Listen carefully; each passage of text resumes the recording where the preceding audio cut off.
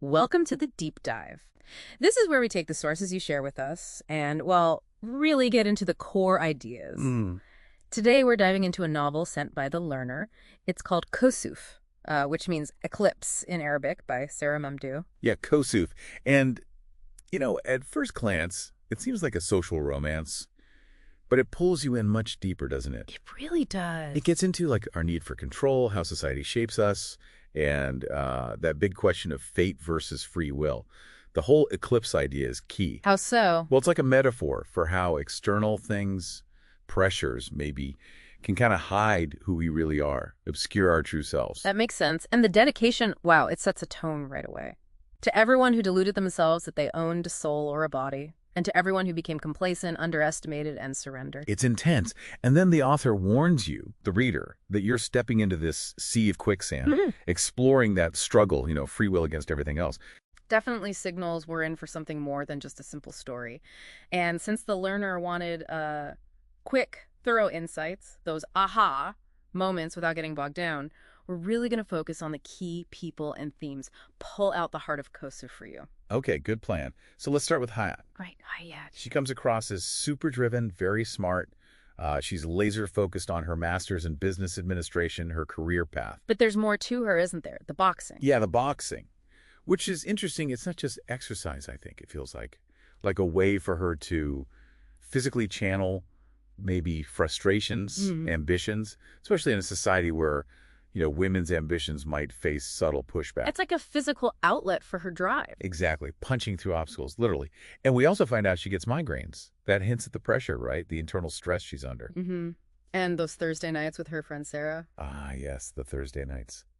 For Hayat, maybe it's just a break, a way to unwind from studying. But for Sarah, there's definitely something else going on. It's about Ahmed, Hayat's neighbor. and the author gives us quite the description of Ahmed. Oh, absolutely. Tall, handsome engineer, striking dark eyes, strong cheekbones, that beard that almost hides dimples. Sarah is clearly, smitten. That detailed description, it really shows us Sarah's idealized view of him, doesn't it? It totally does. And you see her actively, making moves, bringing up the movie Joker, inviting him to join them. Trying to create an opening. Precisely. And it works, eventually. They exchange numbers. That feels like a big step for Sarah in her pursuit. And this is a big but. Ahmed's Thursdays are already spoken for. Right. That's his sacred time. His time with Shahd. His childhood sweetheart. So right from the get-go, you've got these clashing desires, these existing loyalties. Creates instant tension. Huge tension. And Shahd, she's presented as just as captivating, really. The author goes into detail about her, too, her height, this beautiful wine-colored complexion, Kamaria, long brown hair, amazing eyes. It emphasizes how deep Ahmed's love for her is. It's not just surface level. It's been there forever, almost idealized. And their connection, it's shown in those secret meetings, right, at the back kitchen door. Yeah, those scenes are so intimate. The lingering hugs, the kisses. It really gets across the depth of their bond, that unspoken thing they have. It's this deep-rooted history between Ahmed and Shahd, and then you have Sarah's sort of hopeful interest coming in from the side. It just sets the stage for potential heartbreak, Definitely. So what about the friendship? Sarah and Hayat, they seem close. They are. They met in university, built this trust, but their goals are different, right? Yeah. Hayat's all about the career, straight into her master's. While Sarah's more romantic, looking for her knight in shining armor. Pretty much.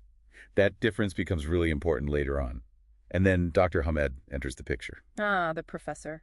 Mid-30s, seems calm, intelligent, respected. Yeah.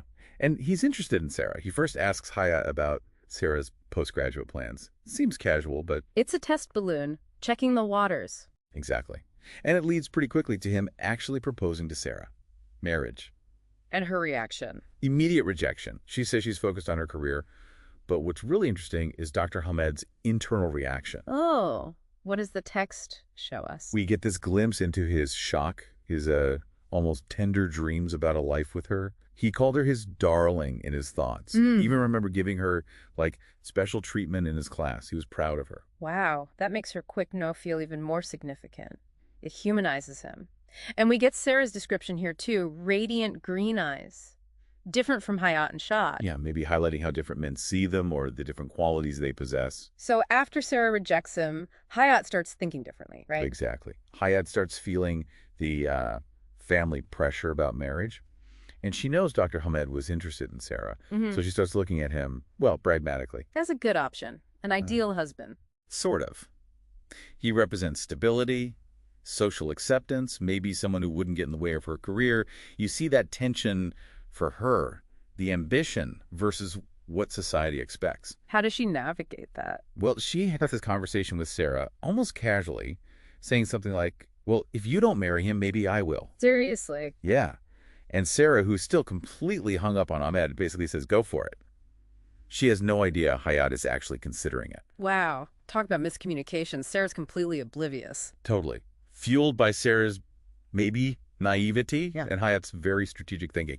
So Dr. Hamed, still kind of reeling from Sarah's rejection, then proposes to Hayat. And they don't talk about Sarah's refusal? Nope. It's just unsaid, an unspoken thing hanging there as they start their relationship. And Hayat says yes. Why? Well, the book suggests it's his character, his financial security, the idea he'd be supportive, practical reasons. And Dr. Hamed, he seems to just want to move on, and Hayat seems like a, well, suitable wife. He's made his choice. This decision just ripples outwards, affecting everyone. Absolutely. Sarah's happy for Hayat, but still dreaming of Ahmed, totally unaware of the undercurrents. Hayat plans the wedding, very practically quiet ceremony, honeymoon in Greece. More like a break than a big romantic gesture. And at the wedding, Sarah's there doing the bridesmaid thing, but her mind is clearly on Ahmed. Dr. Hamed's shaking hands, accepting congratulations, but probably feeling something else. Pain, maybe? a lot of hidden emotions. Definitely. The honeymoon seems nice. Dr. Hamed makes an effort, but when they get back to Cairo, there's this big surprise. Something that leaves Hayat in shock for 9 months. 9 months, that's specific. Likely her pregnancy then. It seems strongly implied, yeah. A consequence that hits hard and fast. And interestingly, Sarah feels no regret about turning Dr. Hamed down. So this surprise really throws Hayat. And meanwhile, Sarah's still trying with Ahmed. Still trying. Even while Hayat's dealing with the shock, likely early pregnancy, staying at her mom's, Sarah keeps up those Thursday visits to Hayat. But she's careful, calls, visits when Dr. Hamed isn't there. Trying not to cause trouble in the new marriage. Right. But those accidental run-ins with Ahmed in the building, they continue. Sarah tries to catch his eye, maybe gets a polite smile, sighs dramatically. Hayat finds it amusing, kind of knowing. And this goes on for a while. 2 years. 2 years pass, and Sarah really hasn't made much progress with Ahmed. Wow, that's persistence. Or maybe denial. A bit of both, perhaps. It shows her determination, but also maybe how focused she is on this romantic idea, even when he's clearly unavailable. But to really get why Ahmed is so unavailable, we need to understand Shahd better, her story. Okay, let's dive into Shahd's background. Her upbringing sounds lovely, actually, really close to her father, who was a doctor. He encouraged her to learn, shared stories. She really looked up to him. That bond sounds central to who she is? Absolutely. She even decided to study science in high school because of him. But then tragedy strikes. Her father's death. Yes. Suddenly, an infection he got at the hospital right during her final exams. Devastating. Oh, terrible timing. Awful. And despite her grief, she pushes through her exams, but her grades aren't quite what she hoped for. That loss, that disappointment, it really shapes what happens next. Which leads to the conflict with Ahmed over her career. Exactly. She decides to go into nursing. And Ahmed, well, he does not approve. Why not? Her father was in medicine.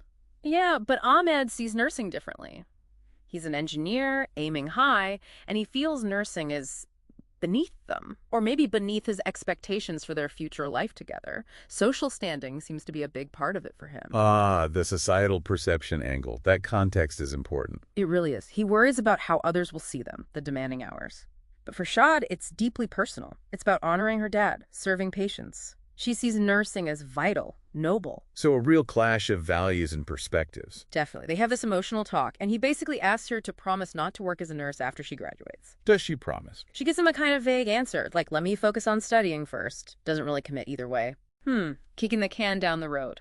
But they stay together through college. They do. Despite the disagreement, Ahmed is supportive during her first few years. They have dates, study together. The love is still clearly there. But then, more tragedy. Yes. Ahmed's father dies suddenly, too. Lost his job, then had a heart attack. Just awful. Wow, both losing their fathers. That must have brought them even closer in a way, sharing that grief. You'd think so, right? Yeah. It definitely connects them on that level of loss and dealing with family changes. So Shahd finishes nursing school. Does she work? She does.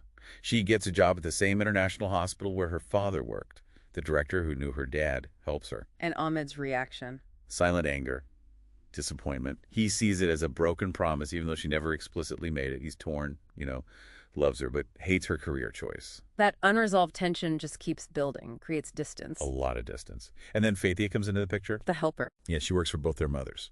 She's described as very observant, knows all the family's secrets, hears everything. We even get a little peek into her own difficult marriage. Adds another layer to all the social dynamics. So Fathia becomes this sort of information channel. Unintentionally, maybe, but yes. Meanwhile, communication between Ahmed and Shahd just dwindles. Those backdoor meetings become tense, full of unspoken things. He hasn't proposed formally yet. No. He's waiting until he feels more secure in his job. And Shahd starts avoiding topics that might upset him, like her work.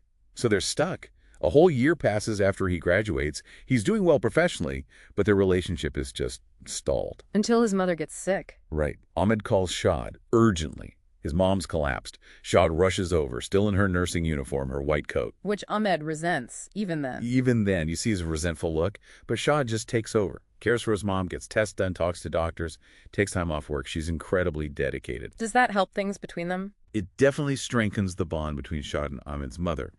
But with Ahmed, the distance just keeps growing. He's frustrated, silent about her job. She's pouring everything into her work. Fewer texts, less interaction. Exactly. She starts feeling like he's not interested anymore. And inside, Ahmed's criticizing her choices. Yeah, his internal thoughts are quite harsh. While Shahd is just trying to fulfill that promise to her father, to her patients, Ahmed feels neglected. Love is still there, but it's getting buried under jealousy, resentment. He feels like a ghost in her life. That's a good way to put it. Yeah. And meanwhile, who's subtly making her presence felt? Sarah. Sarah. Always there, offering a contrast to Shahd's focus elsewhere. Which leads to the breaking point. It does. Ahmed sends Shahd this message, basically demanding, "What's going on with us?" And her reply. It's loving, but maybe a bit distant. She says she misses him, but then makes an excuse about a patient. Says she longs for him. They agree to meet at the back door that night, their usual spot. But she doesn't show up. Complete silence. He waits and waits. He's heartbroken, feels totally abandoned. In that state. In that state, walking through the lobby, distressed, he runs into Sarah. Who is concerned, offers support. Exactly. And Ahmed, just impulsive, desperate, full of pain. He proposes to Sarah. Just like that. Wow. That's a huge moment. Driven by heartbreak. Maybe those societal pressures creeping into, like, needing to settle down. Absolutely. It feels like raw emotion just taking over. And Sarah, of course, is ecstatic. But Ahmed, he's described as detached.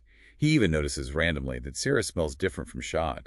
That small sensory detail says so much about where his head and heart still are. That impulsive decision changes everything. For everyone. Completely. And even after proposing to Sarah, Ahmed can't stop thinking about Shahd. When Shahd finally gets home late, she's crying, explains she was with a dying patient. But Ahmed doesn't believe her, or misinterprets it. He thinks she's crying because she missed their meeting. He decides right then that her life is all about work now. There's no space for him. So he ends it. Right there at her door. Yeah. It's brutal, harsh words, but you can still feel the affection underneath. It's messy. And Shahd just collapses afterwards, emotionally, physically. Devastating. And then we learn about her father's recording. Yeah, this audio recording, he left her. It's full of memories, his love for her, his regrets about working so much. He even reveals the name he wanted for her, Misk, meaning like precious, unique. It's incredibly moving. A source of comfort for her, maybe. It seems to be.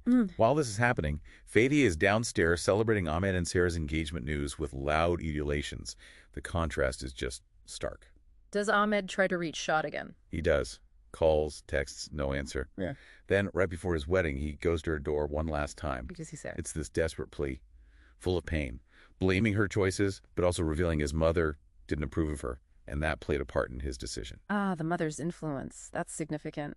Very. He completely breaks down while getting ready for the wedding. The weight of his feelings for Shahd just hits him. But Shahd, listening to her father's voice, seems to find some resolve to move on. And at the wedding itself, we see Dr. Hamed again. Yes. and he's struggling. Seeing Sarah, the bride, brings back all his feelings.